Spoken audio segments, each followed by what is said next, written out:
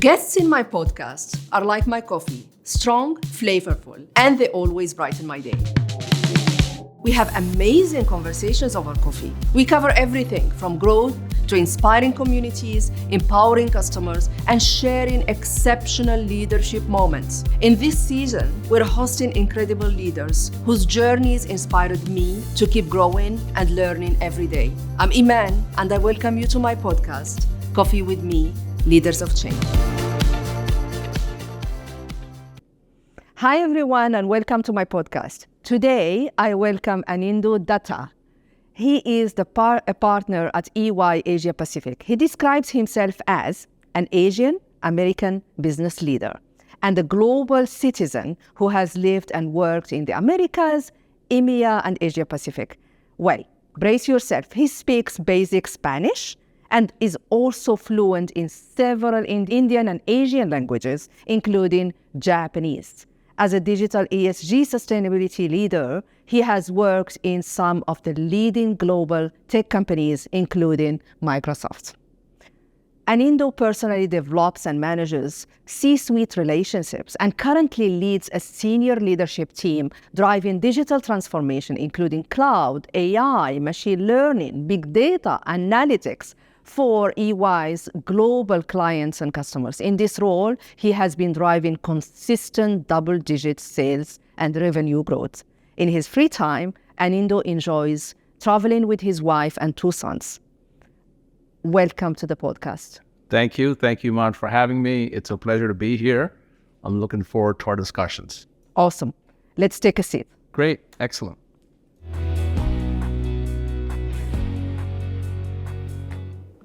So, Anindo, you identify yourself as a global citizen. Sure. Why is that?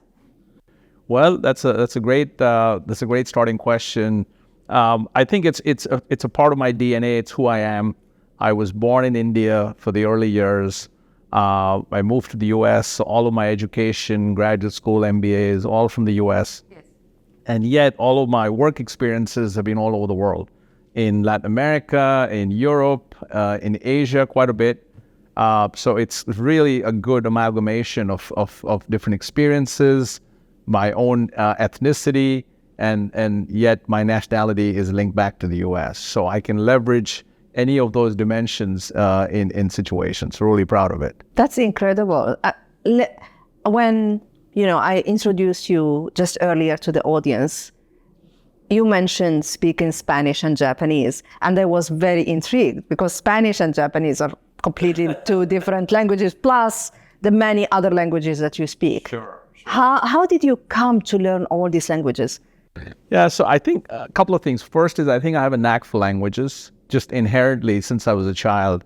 I was born in Delhi, raised in Delhi for the early part of my life, so I speak several Indian languages just from growing up in India. I kept that with me as I moved to the States. But then for work, I was going to Latin America a lot. I picked up the Spanish language, which I found was very useful to connect with colleagues and teams in that language. Yes. And then as I was coming to Asia quite a bit over the last 20 years, particularly to Japan, while I was in the US, I took some Japanese classes. But you really appreciate it when you're in the market. So being able to practice the language in Japan or in other parts of Asia, I felt was key, and so I've just held on to it. I mean, I need more practice. Arigatou gozaimashita. Hai, arigato. Absolutely, and even Spanish to this day. In fact, we have a trip planned as a family to Costa Rica shortly. I'm looking forward to it so I can practice my Spanish. Habla español, pero un poquito. Un poquito. I used to go to the US a lot, and I look like a Latin American. So they would talk to me in Spanish. So I just learned no hablo español. Yes. Speak Spanish. Yes. No soy a Latina. You're not a Latina? Yes. So those are the ones, because they will come to me speaking Spanish. I'm like, no hablo español, no soy Latina. But it's really cool that you take the language and learn it in order to understand the culture and get closer to your clients. Absolutely. I found in my professional life now, and I've always had global roles, the ability to connect beyond just the work element, the ability to connect at a personal level, with the culture, with the language, with the food. Yes. I mean, there's great ways to bond with teams, with clients, and I think that's been incredible. So I appreciate multi-cuisine, different, my friends are from different nationalities. It's kind of become a part of who I am, if you will. So. And that brings me to the next question, which is really interesting when we were discussing earlier about your leadership style that has 3 C's. Yes, very much. So I've tried to, everyone has different leadership attributes they pull from. For me, I've kind of crystallized that, and the ones that I use the most often is what I call the 3 C's, right? So congeniality, collaboration, and coaching, or in any order, but it's the 3 C's. So you want to be collaborative with teams, with clients. You want to be congenial, easy to approach, etc. I see it served me well. And then more importantly, with teams that I manage, I'm more of a coach. I'm there to help. The teams are very competent with what they're doing, but I'm here to help. I'm here to support. So I found those 3 C's help me and help me well. Yeah, and in Microsoft, we have the model coach care, sure. Which is really similar in what comes to caring and coaching and also role modeling. Now, I'm stuck with the congeniality C's. Okay. I want to know more about that. How did it come up with? How is it working? How does it apply? Like the coach and collaboration, I do understand. Yeah. But the congeniality piece. I think to me, it's a part a little bit, it's tied to the personality of the person, right? Are you approachable? Are you humble, right? Can you kind of change your personal style depending on the audience, right? Some people are just fixed on a certain track. For me, I find I can vacillate quite a bit. If I'm in India, I'll draw on a lot of my Indian language skills and cultural skills and sensitivity.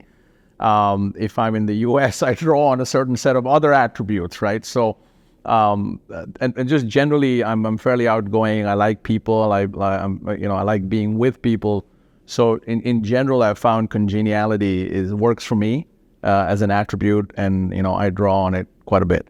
Yeah, I love it. And hence we have the podcast today, because the first time I met with Anindo, we had really great time connecting and getting the summit done between EY and Microsoft few months ago. No, thanks for your support. It was great because, as you know, we were trying to make the connection stronger. We've been partners for quite a while, but I think we have really become very strong collaborators now between EY and Microsoft. So thanks for your support. I love it. Now, coming to a slightly difficult question. I went to your team and asked about how would they describe you. And they said you are a digital transformation visionary. What do they mean by that? Sure. So I think a couple of things, as I look at digital transformation, we are constantly advising our clients, EYs, in the business of digital transformation. But what we've found, and what I've particularly liked to draw on, it's not just about the technology. It's not about the bits and bytes, and it's not about the speeds and feeds. It's really about the people dimensions. Have you prepared your people for what the transformative journey is going to be? Is there adequate change management there, right? So, I think when they're talking about being a visionary, it's because I'd like to also include the people elements along with the technological changes that we advise clients on. And in many cases, we tell our own story, how we've transformed ourselves, and it had to do with our people getting ready, upskilling, being able to embrace change. Yeah. So it's all of those elements, I think, as a part of the overall vision that I think has worked well. Yeah, and the digital transformation is not once done and that's it. It's Correct. a continuous journey. Correct. That evolves with the team, with the people. Correct. The technology evolves, but we need the people to evolve as well. Absolutely. In order to be a digital transformation leader. Absolutely. Hence the upskilling, the constant learning. I love the Microsoft tagline around growth mindset. Yes. You're constantly learning, evolving, and so we've taken that in our teams as well, right? Whether it's technology, whether it's cultural sensitivity, we're constantly learning and evolving that way. Yeah, and I love that we started doing generative AI and open AI and all these amazing use cases, and you shared, oh, Imane, we're embracing it in EY. Yes. I mean, this is the power of the ecosystem. So I run the ecosystems for EY with all of our strategic partners. Microsoft is the top. And what we've learned is EY alone, we're not able to do everything that we want to do. So it's how do we leverage the strengths of our partners? Microsoft is all in on AI and we love it. We are collaborating. We're leveraging the ecosystem. And then we say, hey, can we bring in, a third person here, a third entity? So it's 1 + 1 = 5. Yeah. As opposed to doing it all ourselves or for you guys to do it all yourselves. How do we kind of make it more collaborative together? And I can just switch EY and Microsoft in the sentence that you mentioned and say the same thing. We are as successful as our ecosystem is successful. Absolutely. If we get your EY and other partners together in this AI era, we can only be successful as long as we are all working together. Yeah.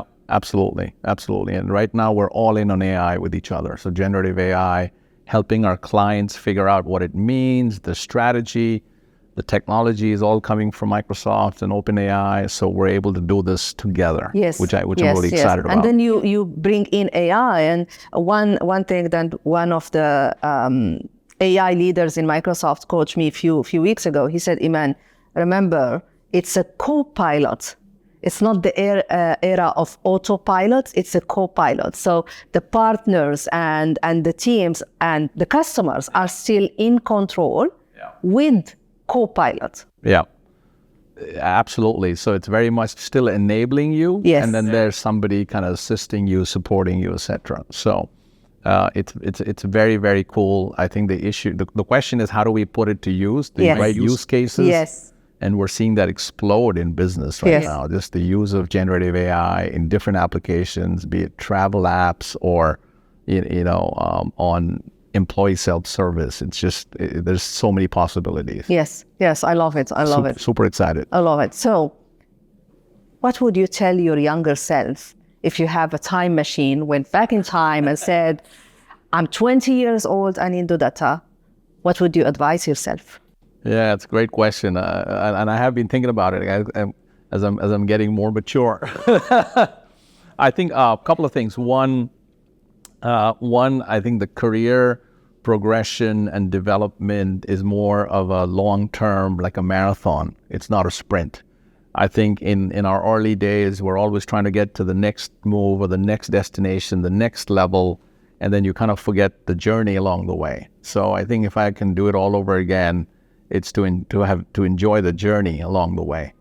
The part that I think has worked for me particularly, and I'd love to do it again, and I'll tell my younger self to also do it again, is what I call the 3 R's. So now I have this 3 C's and the 3 R's.